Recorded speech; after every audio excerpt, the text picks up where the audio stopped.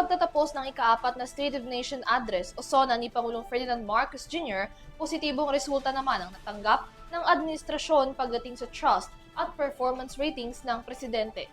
Batay kasi sa tugon ng masa survey ng Okta Research Group, tumaas ng 64% sa ikalawang bahagi ng 2025 ang trust rating ng Pangulo.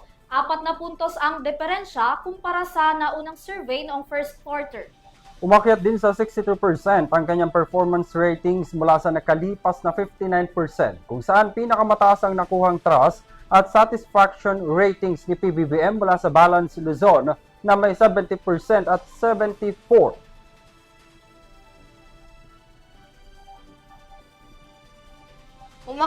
Ayon sa Okta Research, ang consistent na upward trend sa puntos na nakuha ng Pangulo ay sumasalamin sa positibong pagbabago sa pananaw ng publiko sa kanya mula sa mababang score sa katapusan ng 2024. Samantala, matapos makaahon noong first quarter mula sa sunod-sunod ring pagbaba sa trust at performance ratings, muli namang natapyasan ang resulta o scores ni Vice President Sara Duterte pagsapit ng second quarter ng 2025.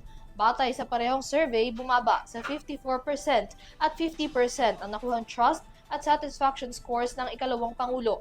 Sa kabila nito, pinakamataas pa rin ang kanyang trust ratings mula sa Mindanao na may 95% at 91% na trust at satisfaction scores.